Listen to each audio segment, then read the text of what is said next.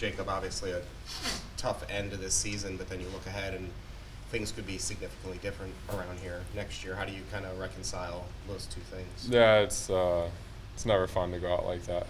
It's not good to dig yourself a 3-0 hole though to start a series, especially against a team like that with caliber of players they have and the caliber of goalie that they have.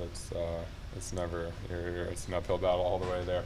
But so that's always a bummer. And then as far as the team goes and contracts expiring, and I mean that's never fun to have that happen, especially with the amount of guys that we have up. And I mean, the best case scenario, you bring them all back, but obviously I think most of those guys all deserve to make more money because they've all played really, really well in their time here, and so I hope we can bring them all back, but it's a bummer because they're all, like, everybody in this locker room, good character guys and good friends, and so that's never a fun part of the business.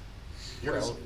What's the pitch that you make to people that I feel like you probably want everyone to come back, but what's the pitch you make to your players that have their contracts up to come back? I mean, what is the argument you make? I don't think there's any pitch that needs to be made. They've been here, they've played here, they know what this team's about, they know what this city is about, they know what this locker room is about, and so I don't think there's a pitch that needs to be made as much as it is like they want to be back here, right? And so it's just you can't pay everybody, especially with how much guys deserve to be paid. And so, like I said, they all played extremely well and deserve pay raises. So it's like I said, it's a busy summer for the team. Speaking of people and getting paid, you're eligible for an extension.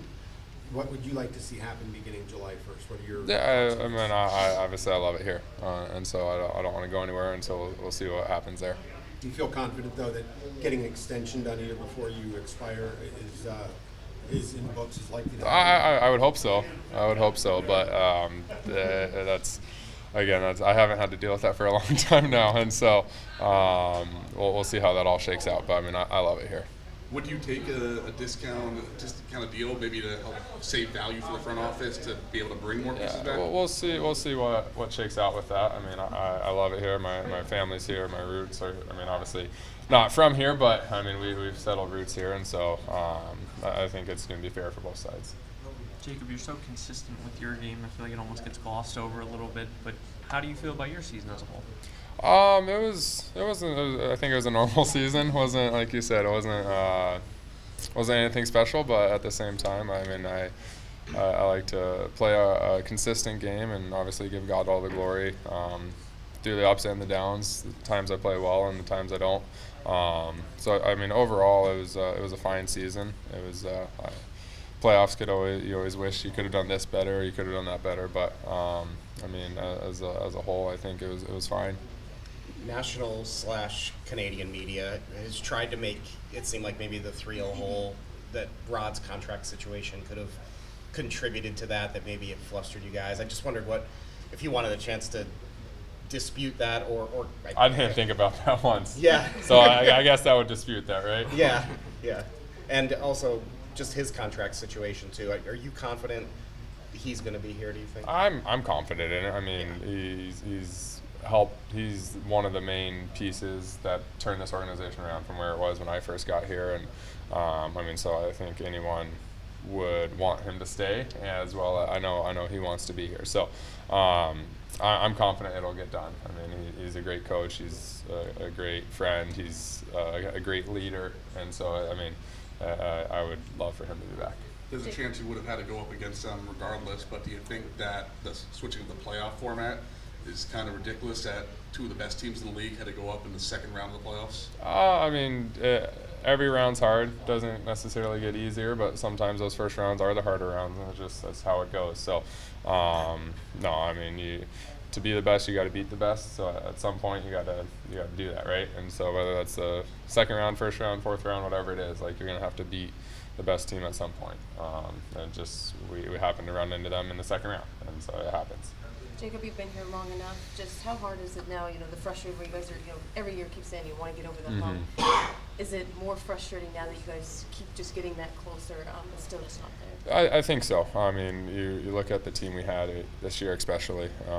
We had all the pieces to get over that hump. I mean, you look at the games we lost to. Every game was a 1-goal game again, where it's frustrating. You lose games in overtime. You lose games in the last minute, or not last minute, but last period there. And so it's frustrating in that regard, as we're right there, and you're right there year after year, and so but you never get over that hump, and so that's frustrating. But at the same time, you look at the team that we had, and it's just this was definitely the year. If we were gonna do it, it was gonna be this year, out of all the years we've had.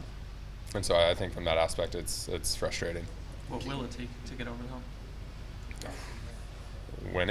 Winning, and obviously, I mean, we lost the special teams battle a lot during that series, and we have over the past years. And so whether that's the penalty kill in the first couple games, or the power play and the games maybe 3 and 4, 2 and 3, losing that battle is never a good thing, especially at that time of the year. And so that's something that I think would have to be dialed in for all 16 wins that you need to win the cup. That would be something that would be needed.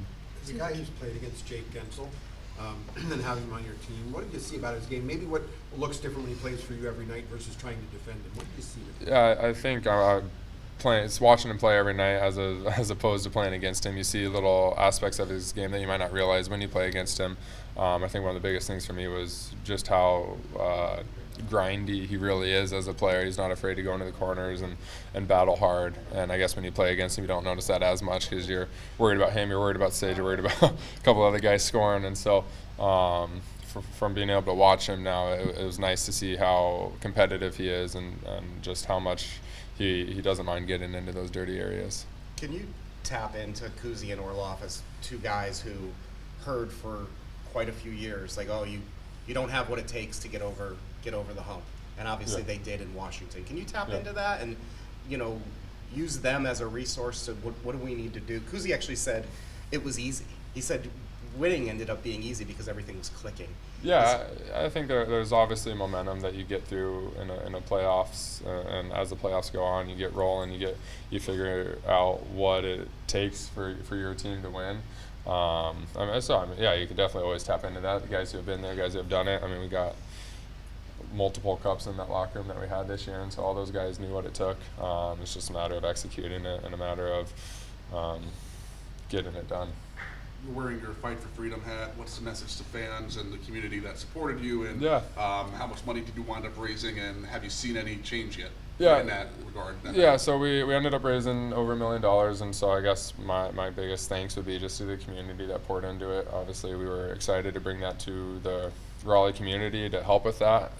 We knew that this community is huge, a huge support system, and there's so many amazing people here. And so thank you to everyone who was able to help join the fight, or even just understand what we were fighting against in that regard.